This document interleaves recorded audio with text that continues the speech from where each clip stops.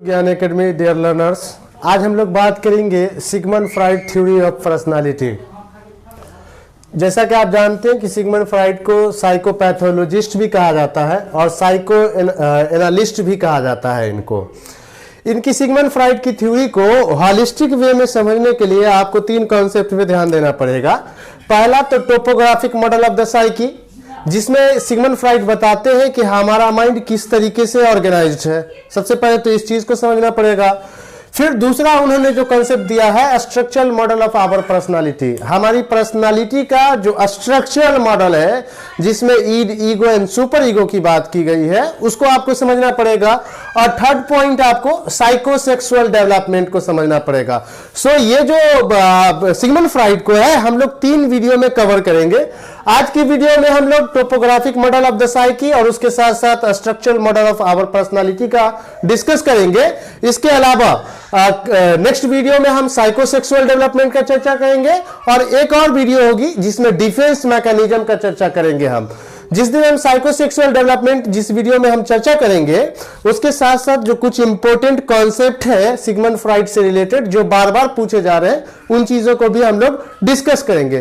तो dear learner, चलिए पहले पॉइंट की तरफ, topographic model of the psyche की तरफ हम लोग चलते हैं। डियर लर्नर्स, पहला जो कॉन्सेप्ट है सिगमंड फ्राइड का उसमें topographic model of the psyche है। इस चीज को समझने के लिए आपको इस फिगर पे गौर करना पड़ेगा। इस फिगर को गौर कीजिए आप। ये जो आइसबर्ग मेटाफर कहलाता है हमारी ब्रेन का, जिसको सिगमंड फ्राइड ने पेश किया है समझाने के लिए कि हमारा जो माइंड है वो किस तरीके से ये है ना।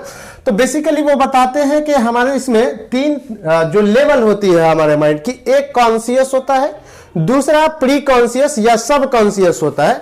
ये जो हिस्सा आप देख रहे हैं, ये वाली हिस्सा, ये प्री कॉन्शियस या सब कॉन्शियस कहलाता है और ये वाली जो हिस्सा देख रहे हैं आप, ये अनकॉन्शियस कहलाता है और ये आपका कॉन्शियस है। अब कहने का ये मतलब है कि कॉन्शियस कौन सा है, प्री कॉन्शियस किसको कहेंगे या सब कॉन्शियस भी आप कहें उसको, और तीसरा जो है अनकॉन्शियस है। देखिए अनकॉन्शियस जो पहला माइंड होता है, कॉन्शियस जो आपका माइंड होता है, कॉन्शियस जो आपका माइंड होता है वो क्या करता है, डील्स विद करंट इंफॉर्मेशन, है ना। जो कॉन्शियस माइंड है हमारा, ये वाला जो पार्ट है सुपरफेशियल में, ये जो ऊपर में आप देख रहे हैं, ये कॉन्शियस कहलाता है और इसमें डील्स विद करंट इंफॉर्मेशन। ये इसमें हमारा जो करंट इंफॉर्मेशन है जिसके बारे में हम जानते हैं, अवेयर है, जो कुछ हमारे माइंड में चल रहा है, जिससे पूरी तरीके से हम जान रहे हैं जिन चीजों को, वो जो इंफॉर्मेशन होती है वो हमारी कॉन्शियस माइंड में होता है। उसके बाद प्री कॉन्शियस या सब प्री कॉन्शियस को आप सब कॉन्शियस भी कहें। इस प्री कॉन्शियस या सब कॉन्शियस में बेसिकली क्या होगा, उस तरीके की हमारी जो इंफॉर्मेशन है या उस तरीके की हमारी डिजायर्स वगैरह होती है जिसके बारे में हम पूरी तरीके से अवेयर तो नहीं होते हैं, लेकिन अगर गौर फिक्र करें, थोड़ा सा ध्यान केंद्रित करें, अगर अपने आप को कंसंट्रेट करें तो फिर वो चीज हमारे जहन में आ जाती है। जैसे समटाइम्स बहुत सारी चीजें हम लोग भूल जाते हैं, बट जब हम थोड़ा सा अटेंशन देते हैं, थोड़ी सी तवज्जो हम देते हैं, ध्यान केंद्रित करते हैं, तो फिर वो चीजें हमारी जहन में रन करने लगती है। तो ये जो हमारे ब्रेन की सतह है इसको हम लोग प्री कॉन्शियस या सब कॉन्शियस कहते हैं। उसके बाद एक और लेवल है जो कि अनकॉन्शियस है। बेसिकली ये अनकॉन्शियस जो होता है ना, फ्राइड का कहना था कि ये जो अनकॉन्शियस लेवल है ये हमारी बहुत सारी एक्टिविटी को डिसाइड करता है। ये अनकॉन्शियस लेवल है ना, हमारी पर्सनालिटी को यही डिसाइड करता है अनकॉन्शियस लेवल, चूंकि ये बहुत सारी चीज को कंट्रोल करता है। बेसिकली अनकॉन्शियस जो माइंड है हमारा वो क्या करता है, सोशली अनएक्सेप्टेबल बिहेवियर हो गया, जैसे सेक्स हो गया, एग्रेशन हो गया, स्टोलिन हो गया, या इस तरीके की जो हमारी बिहेवियर है उन चीजों के लिए ये हमको मुतवज्जा करता है, उन चीजों के लिए हमको मोटिवेट करता है। तो ये जो है ना, इसको इसलिए कहा गया है सोशली अनएक्सेप्टेबल बिहेवियर्स वगैरह जो होते हैं वो हमारी अनकॉन्शियस माइंड में होता है। फॉरबिडन बिहेवियर होता है जिससे हमारा समाज हमको मना करता है, हमारी कॉन्स्टिट्यूशन हमें मना करती है, जिसका हमें संविधान इजाजत नहीं देता, वैसी चीजों को ये करवाता है। फॉरबिडन डिजायर, बेजा ख्वाहिशात रखेंगे, इन चीजों को फुलफिल करवाता है। तो बेसिकली ये topographic model of the psyche में हमने 3 पॉइंट्स को देखा, कॉन्शियस, प्री कॉन्शियस और सब कॉन्शियस। जो कॉन्शियस होता है डील्स विद करंट इंफॉर्मेशन, जिसके बारे में हम पूरी तरीके से अवेयर हैं। प्री कॉन्शियस लेवल, जिसके बारे में हम पूरी तरीके से अवेयर नहीं है, लेकिन अगर थोड़ी सी अटेंशन देते हैं, थोड़ी सी अगर हम तवज्जो देते हैं, तो फिर वो चीजें हमारी जहन में आ जाती है। और अनकॉन्शियस माइंड, वो जो हमारी बेजा ख्वाहिशात है, सोशली अनएक्सेप्टेबल बिहेवियर है, जिसमें हमने कई सारे एग्जाम्पल लिए, चाहे एग्रेशन हो, सेक्स हो, स्टोलन हो, मारपीट हो, ये तमाम चीजें हमारी अनकॉन्शियस लेवल में आ जाती है। नेक्स्ट हम चलेंगे, नेक्स्ट जो हमारा कॉन्सेप्ट है उसकी तरफ। नेक्स्ट जो हमारा कॉन्सेप्ट है सिगमंड फ्राइड में, वो structural model of the psyche है। हमारी साइकी का स्ट्रक्चरल मॉडल बेसिकली है ना। उसमें उन्होंने सबसे पहले जो चर्चा की है वो ईड के बारे में चर्चा की है बेसिकली, है ना। हम लोग सब जानते हैं, मैं चूंकि वो सीटेट वगैरह का मैं नहीं करा रहा हूं कि बहुत हम नीचे जाए, बेसिकली हम डायरेक्टली आपको ऊपर से उठाते हैं जहां से यूजीसी नेट में पूछा जाता है। आप जानते हैं कि जो बच्चे की पर्सनालिटी होती है बेसिकली वो प्लीजर प्रिंसिपल पर बेस्ड होती है। बच्चे की जो पर्सनालिटी होती है वो ईड की पर्सनालिटी होती है। प्लीजर प्रिंसिपल पर बेस्ड इसलिए बोलते हैं चूंकि इनको ये नहीं मालूम होता है कि क्या अच्छा है क्या बुरा है, कैसे हासिल कर रहे हैं या कैसे मम्मी पापा ला के दे रहे हैं। बेसिकली इनको अपने जो इनकी ख्वाहिशात है उसकी पूरी होनी चाहिए। ये चाहता है कि जो हम चाहते हैं उन चीजों को पूरा किया जाए। तो बेसिकली जो ईड की पर्सनालिटी होती है वो जिद्दी पर्सनालिटी होती है, प्लीजर प्रिंसिपल पर बेस्ड होता है, सिर्फ और सिर्फ अपने खुशी चाहता है। दूसरी बात यह है कि ईड में आप देखे होंगे बच्चों की पर्सनालिटी, आपने देखा होगा कि जो बेसिक आर्ग्यूज है उनके, उसके हिसाब से वो चाहेगा कि जल्द से जल्द उसे ला के दे दीजिए। अगर उनको कहिएगा कि नहीं ठीक है कल ला देंगे, सैलरी मिलेगी तो ला देंगे, है ना, बस बच्चे नहीं मानते, बस उन्हें जल्द से जल्द उनकी जो ख्वाहिशात है वो पूरी होनी चाहिए, इसलिए कहते हैं immediately on the basic argues, है ना। दूसरी चीज ये है कि जो न्यू बॉर्न बेबी की पर्सनालिटी होती है वो बेसिकली ईड ही होती है। और हम सबका, चाहे वो कितने भी उम्र के हो गए होंगे, हम सबकी पर्सनालिटी इसी ईड से होकर के आगे की तरफ मूव की होगी, है ना। तो जो बच्चे की पर्सनालिटी है वो ईड है, और हम लोगों की भी एक दिन जब हम लोग बचपन में थे तो हमारी पर्सनालिटी भी ईड थी। अब ये अलग बात है कि अभी ईगो है हमारा या सुपर ईगो है, ये सोचने का विषय है, बट बचपना में हमारा भी जो पर्सनालिटी है वो ईड ही है। तो न्यू बॉर्न बेबी की जो पर्सनालिटी होती है बेसिकली ईगो, क्या कहते हैं, ईड होती है। इन चीजों को याद रखिएगा। दूसरा, ये ईगो जो ईड है हमारा, इस ईड को रियलिटी से कोई मतलब नहीं होता, वास्तविकता से कोई मतलब नहीं होता है ना। इसलिए कहा जाता है कि id is not affected by reality principle, वास्तविकता से इनका कोई लेना देना नहीं होती है। दूसरी बात है कि अभी अभी हमने आपको आइसबर्ग मेटाफर का जो कॉन्सेप्ट दिया था अभी अभी topographic model of the psyche में, तो उसका जो अनकॉन्शियस पार्ट है, जिसमें हमने कहा था कि वो unconscious part socially unacceptable behaviour, desires, हमारी मोटिव्स जिसको पूरा करना होता है, ये ईड ना उसी से ऑपरेट होती है। ये हमारी अनकॉन्शियस पार्ट, हमारी माइंड का जो अनकॉन्शियस पार्ट है सबसे नीचे लेवल की, उससे ये ऑपरेट होता है। ये दूसरी चीज ये है कि जो ईड्स की पर्सनालिटी होती है, बच्चे की पर्सनालिटी को आपने देखा होगा, वो बहुत इरेशनल होते हैं, कोई लॉजिक उनके पास नहीं होता, कोई रेशनल नहीं होता, इसलिए वो इलॉजिकल भी होते हैं, इरेशनल भी होते हैं। और दूसरा, फंटासी ओरिएंटेड होते हैं, मजा आना चाहिए। नेक्स्ट की तरफ हम चलेंगे, ईगो की तरफ। तो नेक्स्ट हमारा है ईगो। आप लोग सब ईगो के बारे में जानते हैं। कहा जाता है बेसिकली कि ईगो बड़ा समझदार होता है। हम लोग कोई भी ईगो के, जो हमारी पर्सनालिटी होती है, हम लोग सोच समझ के फैसला लेते हैं ईगो में। ईगो हमारी एक बैलेंस्ड पर्सनालिटी होती है। लेकिन इस भ्रम में मत रहिएगा कि हम जवान हो गए हैं तो अब हमारी पर्सनालिटी ईगो की हो गई है। नो, हमारी पर्सनालिटी ईगो की है या नहीं है, ये तो बात की बात है। बात यह है कि ईगो की पर्सनालिटी बेसिकली इस बात पर डिपेंड करेगी कि आप रियलिस्टिक कितने हैं बेसिकली, है ना। तो ईगो की कैरेक्टरिस्टिक्स ये है कि बेसिकली ईगो एक, आप जानते हैं कि इनको पुलिसमैन भी, पुलिसमैन ऑफ द पर्सनालिटी भी कहा जाता है basically, policeman of the personality भी कहा जाता है बेसिकली ईगो को, है ना।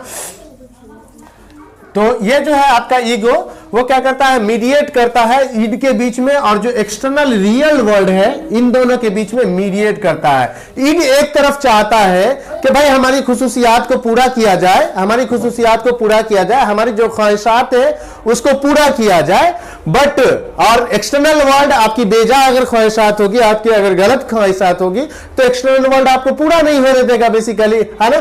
तो ईगो क्या करेगा, ये ईड और ईगो के बीच में, सॉरी, ईड और एक्सटर्नल जो वर्ल्ड है इसके बीच में जो बेसिकली तनाव पैदा होगा उन चीजों को बैलेंस करने का काम करता है ईगो। दूसरी चीज यह है कि ईगो हमारी पर्सनालिटी का डिसीजन मेकिंग कंपोनेंट्स कहलाता है ना। एक चीज ये भी याद रखिएगा, बहुत इंपॉर्टेंट है ये, कि हमारी पर्सनालिटी का जो डिसीजन मेकिंग कंपोनेंट्स है अकॉर्डिंग टू फ्राइड वो क्या है, हमारा ईगो है। दूसरा है ईगो रीजन पे बेस्ड होता है, लॉजिक पर बेस्ड होता है, रेशनल होता है ईगो। दूसरी बात यह है कि ईगो जो है, जैसा कि हमने पहले ही कहा आपको कि ईगो रियलिटी प्रिंसिपल पर बेस्ड होती है ना। वो अहंकार मत समझ लीजिएगा, वो वाला ईगो नहीं, ये दूसरा ईगो है ना। तो ईगो जो है वो रियलिटी प्रिंसिपल पर बेस्ड होता है ना। तीसरी बात यह है कि ईगो जो है कि जो सोशल एटिकेट्स हैं, जो नॉर्म्स होते हैं, जो रूल्स होते हैं, उसके बीच बैलेंस बना के काम करता है। फॉर एग्जांपल कि मुझे ये ख्वाहिश है कि मैं दुनिया का बादशाह बन जाऊं, बट ये जो हमारी संविधान है, हमारी जो ये है, वो ये नहीं कहती ना कि किसी को काट दो, किसी पर जुल्म करो, है ना, चोरी करो, डकैती करो, मार दो और फिर तुम राजा बन जाओ।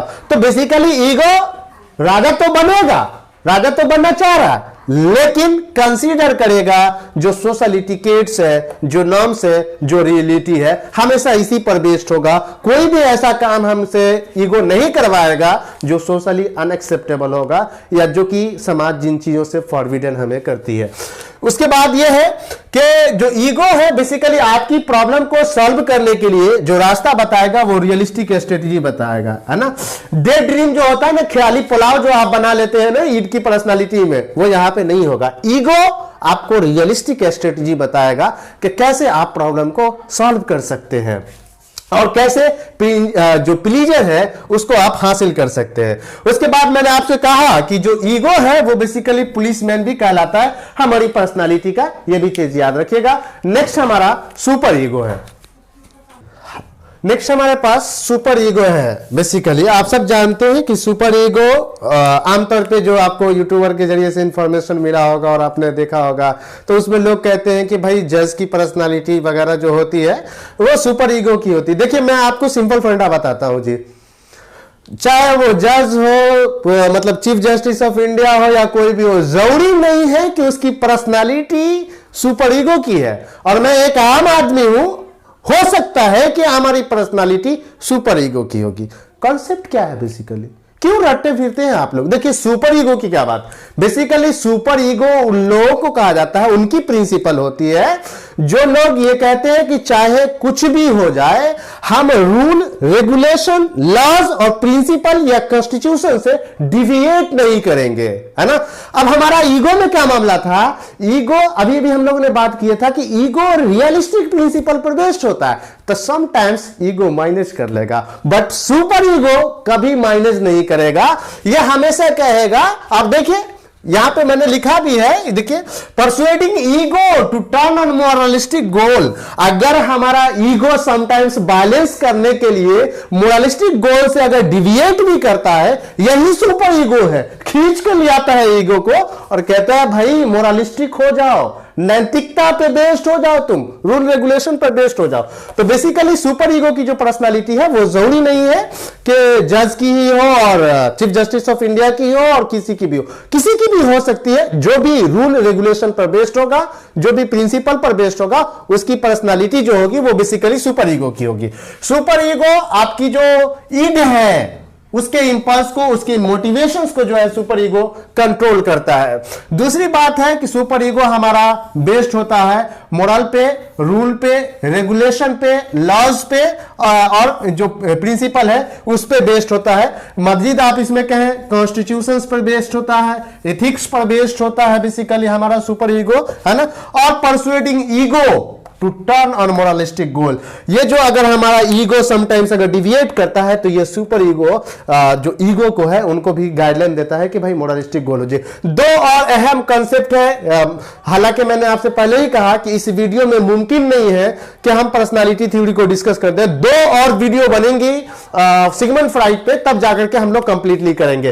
तो दो इससे जुड़े हुए दो कंसेप्ट है, हम उसको ले लेते हैं, फिर नेक्स्ट वीडियो में हम आपको साइकोसेक्सुअल डेवलपमेंट और उसके बाद हम डिफेंस मैकेनिज्म का चर्चा करें।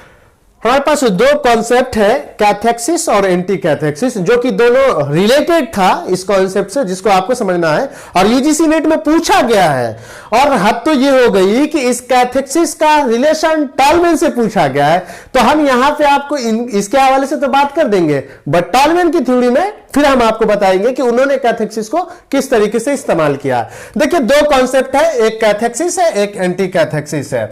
बेसिकली कैथेक्सिस क्या करता है, जो हमारी एनर्जी है, हमारी जो एनर्जी है उस एनर्जी को राइट डायरेक्शन में ले जाती है। और ये जो एंटी कैथेक्सिस है वो क्या करता है एक्चुअली, कि जो हमारी एनर्जी इधर उधर भटक रही है, बेजा चीजों में, बेकार की चीजों में हम अपनी एनर्जी जो लगाते हैं, अपना जो पूरी ताकत लगाते हैं, उसको ब्लॉक करता है एंटी कैथेक्सिस। एंटी कैथेक्सिस ब्लॉक करता है और कैथेक्सिस राइट डायरेक्शन में ले जाता है। देख लीजिए, ध्यान से समझ लीजिए, कैथेक्सिस आपकी एनर्जी को राइट डायरेक्शन में ले जाएगा, इसलिए कहा जाता है refers to the disperse, to the id disperse of the energy, है ना। जो एनर्जी है उसको बेसिकली राइट डायरेक्शन में ले जाएगा। और एंटी कैथेक्सिस जो आपकी एनर्जी इधर उधर बर्बाद हो रही है, बेकार हो रही है, उन एनर्जी को बेसिकली सर्व करेगा, ब्लॉक करेगा। तो पार्टिसिपेंट्स, डियर एस्पायरेंट्स, बहुत बहुत धन्यवाद आप लोगों का। कल की वीडियो में हम लोग साइकोसेक्सुअल डेवलपमेंट को देखेंगे। बहुत बहुत धन्यवाद।